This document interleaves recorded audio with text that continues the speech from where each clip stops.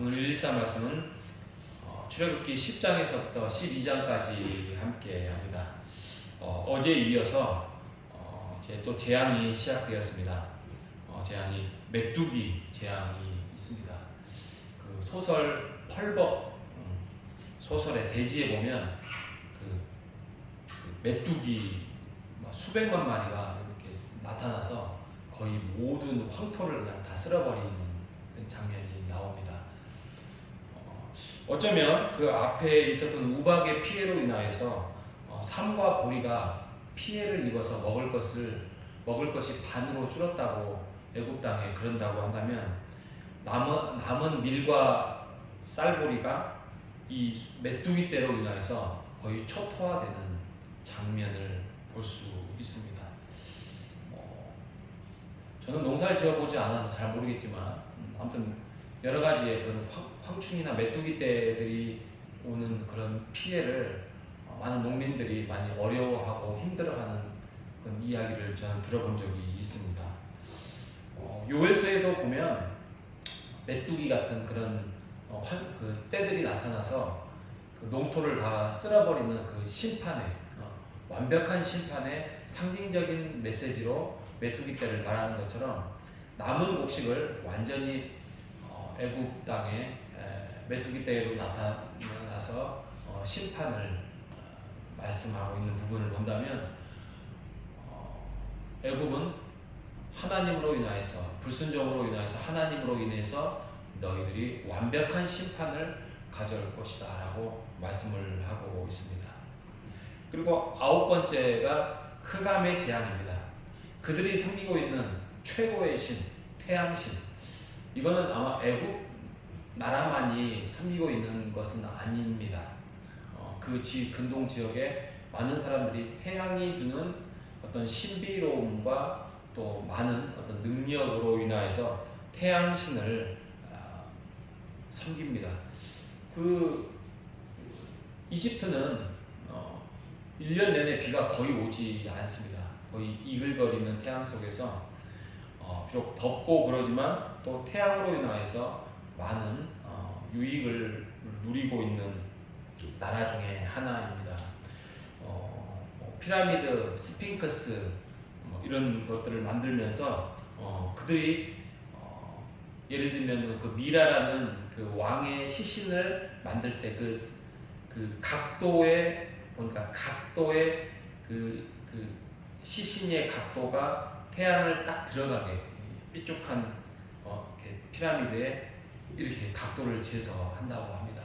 그 정도로 죽은 시신조차도 왕의 시신조차도 이렇게 태양의 빛을 내리쬐야만 진정한 복을 받는다라는 차원에서의 이 태양신을 섬기는 그들의 실력과 노력은 이루 말할 수 없는 상황입니다.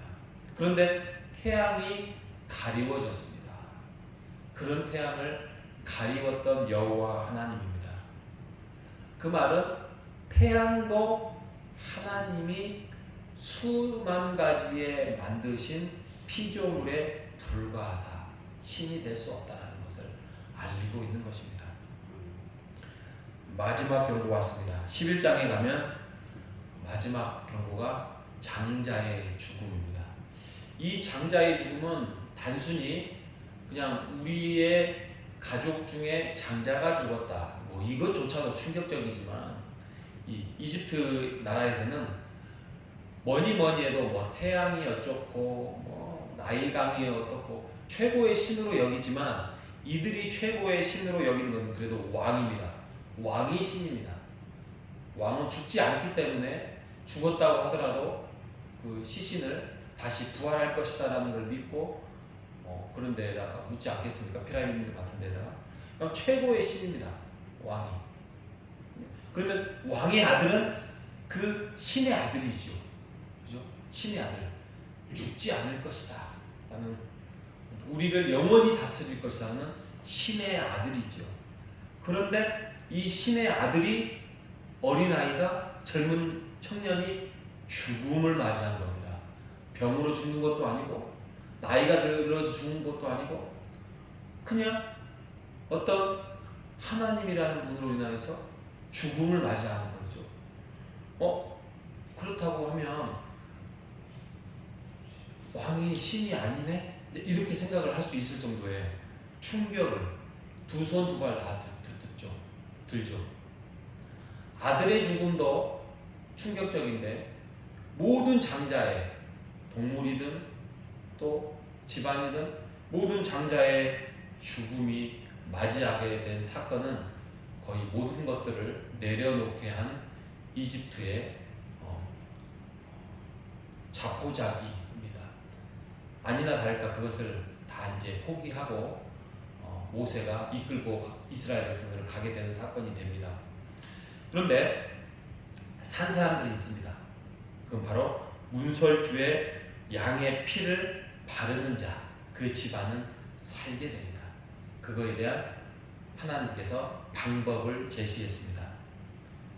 반대로 이스라엘 나라라 할지라도 양의 피를 문설주에 바르지 아니하면 그 집안도 죽게 됩니다. 또 반대로 이집트의 나라라 할지라도 문설주에 양의 피를 바르면 그 집안의 장자는 살게 됩니다. 소식을 못 들을 뿐입니다. 그것을 믿지 않을 뿐입니다. 예수 그리스도로 인하여서 예수를 믿는 자는 구원을 받는다. 이것은 아마도 우리나라에 듣지 못한 사람은 없을 것입니다. 그런데 믿지 않을 뿐입니다. 그런데 우리는 그것을 받고 믿고 의지하고 살아가는 하나님의 백성으로 우리가 자녀로 살아가는 것이 진정한 축복임을 믿으시는 우리 모두가 되시기를 바랍니다. 이것을 바르는 자, 문설주에 바르는 자, 이게 넘어가는 거잖아요. 이게 6월절이 되었습니다. 패스오버 돼가지고 이게 넘어가게 돼서 6월절이 되었습니다. 이 10가지 재앙으로 인하여서 우리가 알 수 있는 것들은 애굽인들에게만, 애굽에 있는 집안에만 임했다는 것이죠. 결국에는 첫 번째는 이스라엘은 하나님이 선택한 백성이라는 것을 알리고 있는 거고, 두 번째로는 이스라엘 백성들조차도 불순종하면 하나님의 재앙이 임했다는 사건을 우리가 잘 알 수 있습니다. 드디어 절기가 선포가 되어지고 이제 출애굽이 본격적으로 시작되었습니다. 그런데 우리가 한 가지 알 것이 뭐냐면 출애굽을 하는 것이 끝이 아니에요. 출애굽을 하여서 하나님의 목적을 향해서, 목표를 향해서 가는 것입니다. 이게 끝이 아닙니다. 광야를 거쳐야 합니다.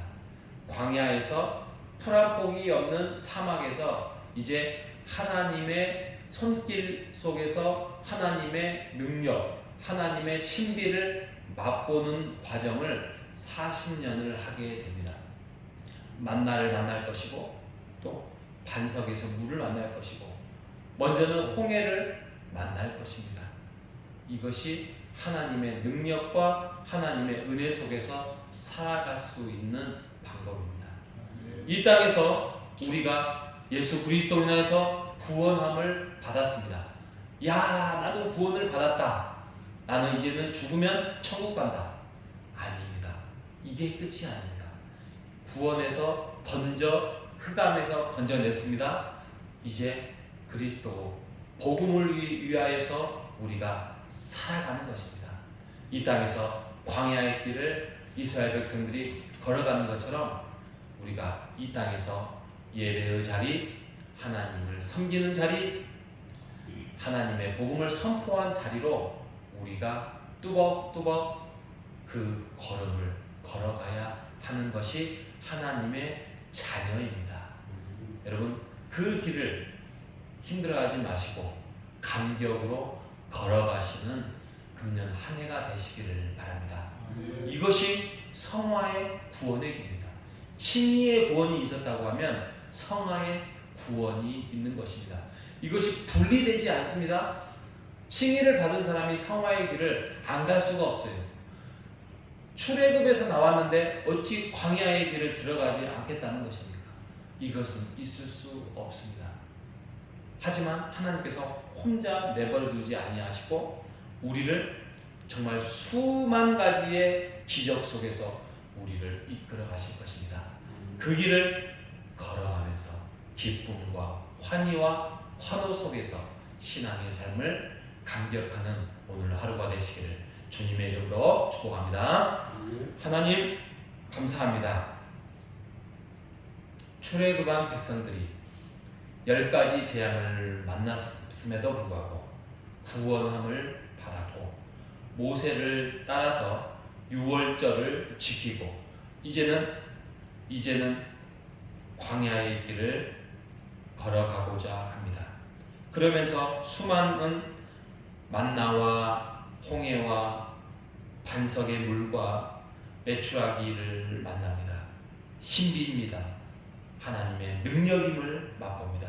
이 땅을 살아가는 우리에게도 광야의 길이 펼쳐져 있습니다.